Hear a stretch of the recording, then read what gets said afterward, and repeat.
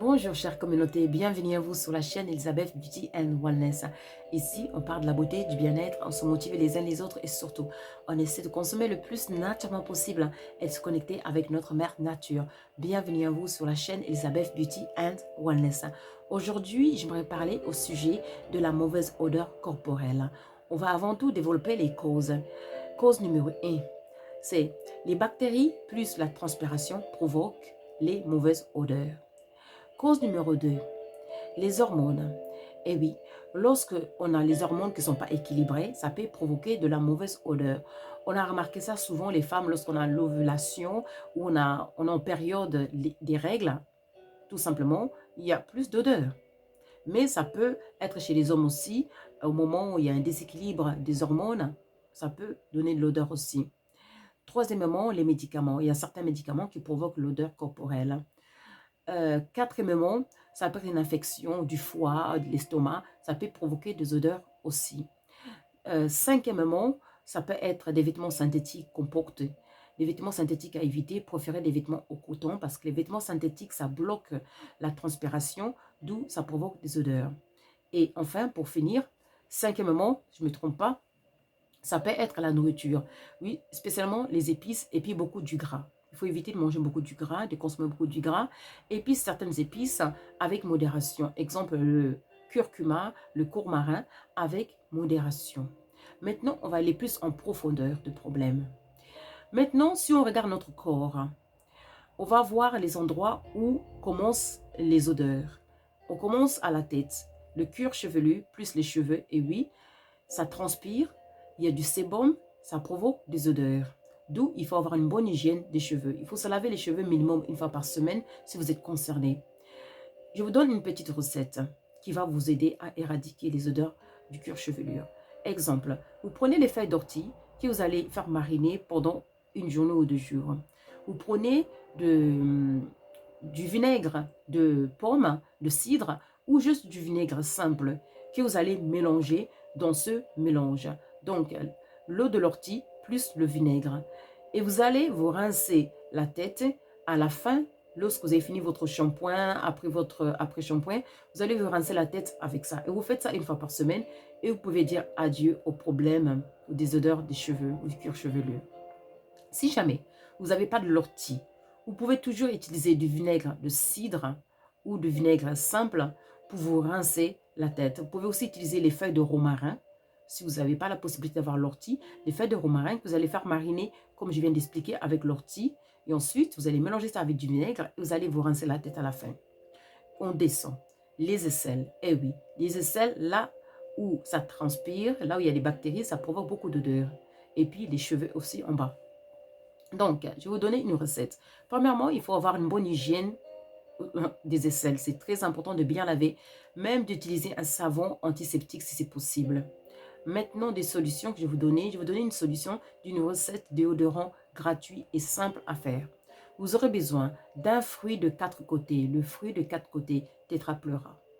Vous aurez besoin de l'anicide, de l'anis, donc un poignet d'anis. Vous aurez besoin d'un poignet de clous de girofle. Vous aurez besoin de l'argile blanche. Et puis, vous aurez besoin d'un gingembre. Vous allez faire sécher votre gingembre. Il faut que ce soit en poudre. Le transformer en poudre. J'ai fait des vidéos comment transformer le gingembre en poudre. Vous pouvez aller voir. Donc, vous allez mélanger. Tout sera en poudre. Vous allez tout écraser, transformer ça en poudre. Vous allez mélanger le clou de girofle, un poignet, l'anis, un poignet, le fruit de 4 côtés, un poignet, tout écrasé en poudre, bien sûr, et puis la poudre de gingembre, et puis vous allez prendre 2 cuillères à soupe de l'argile blanche. Vous allez tout mélanger. Ça va faire une poudre qui va sentir très, très bon. Ça, c'est votre déodorant naturel que vous allez utiliser après votre douche. Vous allez avant tout utiliser un savon antiseptique. Après, vous allez utiliser tout simplement ce déodorant naturel en poudre que je vais vous dire. Vous allez vous frotter les bas des aisselles avec ça et vous allez voir que ça va vous aider. Si vous le faites, n'hésitez pas à me laisser des commentaires après l'utilisation. Voilà, ça me fera beaucoup plaisir. Voilà, on continue de descendre. Maintenant, on arrive à l'ombril. Oui, notre ombril transpire. Il faut en prendre soin. De temps en temps, il faut passer dedans avec un savon antiseptique, bien nettoyé et bien séché. Et le problème est réglé. on continue de descendre, il y a les parties intimes, le pubis et puis l'anus. Et oui, ça transpire beaucoup et il y a beaucoup de bactéries là-bas. Donc, il faut une bonne hygiène. Il faut utiliser un savon antiseptique si c'est possible. Bien laver. Ensuite, bien sécher les endroits voilà, intimes. Et puis, vous pouvez, une fois que c'est fini, prendre ce mélange que vous avez fait pour les aisselles. Vous pouvez aussi en frotter un peu sur les endroits intimes, un peu en frotter. Et si vous voulez, bien sûr, si vous ne voulez pas, dans ce cas, vous allez juste prendre les feuilles de Jeka pour les parties intimes.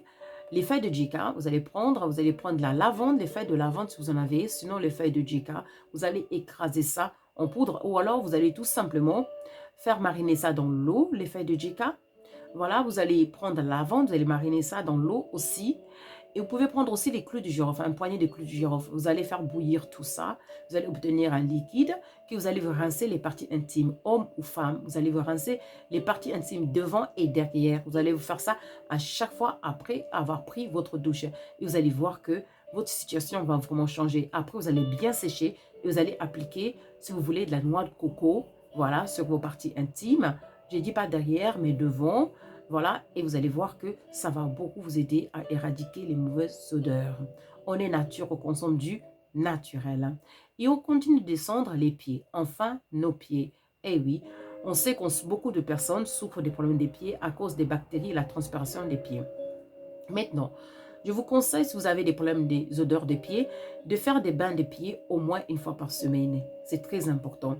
Donc, vous allez prendre du vinaigre, tout simplement. Vous allez prendre du sel. Vous allez mettre et vous allez tremper vos pieds là pendant au moins 20 minutes à 15 minutes. 20 à 15 minutes. Et après, si ça ne vous dit pas, vous avez aussi cette recette encore. Vous avez du vinaigre de pomme. Vous allez mélanger avec l'eau de la lavande. Vous allez faire bouillir de la lavande, les feuilles de lavande si vous avez.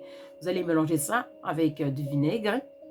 Et puis, vous allez mélanger ça avec du jus de citron. Et puis, vous allez tremper vos pieds, faire un bain de pieds. Laissez ça 15 à 20 minutes, une fois par semaine minimum.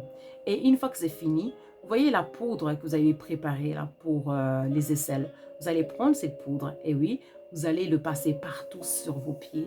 Et vous allez porter des chaussettes en coton pour aller dormir ou si vous faites ça la journée, des chaussettes en coton. Évitez toutes les chaussettes qui sont en matière synthétique.